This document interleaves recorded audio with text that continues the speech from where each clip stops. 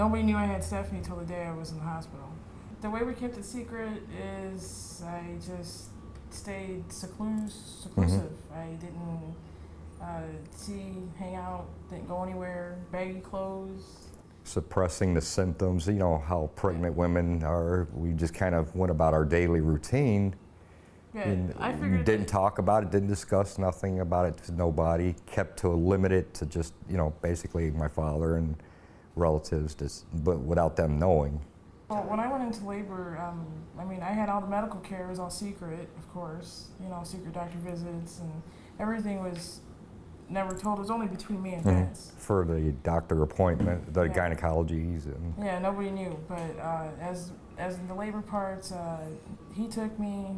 My water broke. That was in the evening. Hospital. We're watching Roseanne, and it was an episode about her water breaking, and that's why I thought she was kidding about it, and lo and behold, she wasn't, and I'm like, what are we doing here now? So thought we should go to the hospital just to make sure everything's okay, and found out she was actually getting ready to have stuff. Yeah.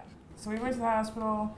And then my dad went with. And no, you called your after. dad. Yeah, you called your dad because I figured everybody's going to ask where I am, you know, because where's Sam?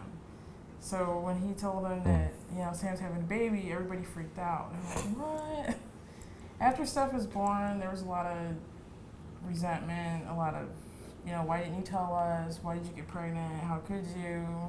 And that was my first sign of, okay, this is not going to go well, you know.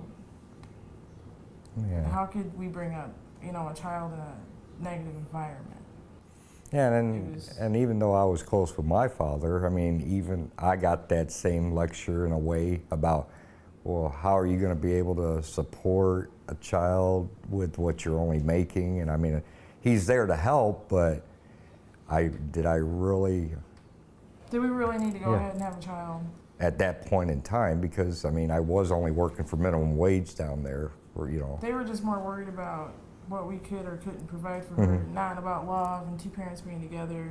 I mean, look, we're still together 23 years later. And this is 23, so. You know. But back then, it's a different time. It's a different way of thinking with people in my family. And we were in the South. So, yeah.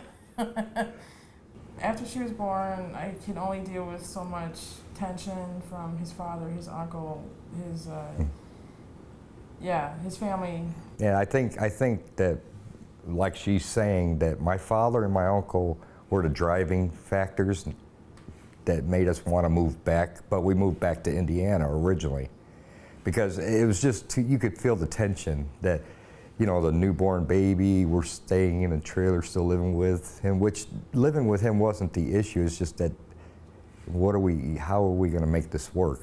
You know, and we talked about it amongst ourselves, you know, at night, and we came to a point where we just couldn't deal with that anymore. We couldn't have stuff in that environment. No. So I called my mom, I came up here, and went to Indiana, and I stayed with her, but then she gave me the same thing, that what am I doing? You know, what was I thinking? What were we thinking? And I'm like, all I thought about was my daughter does not deserve this.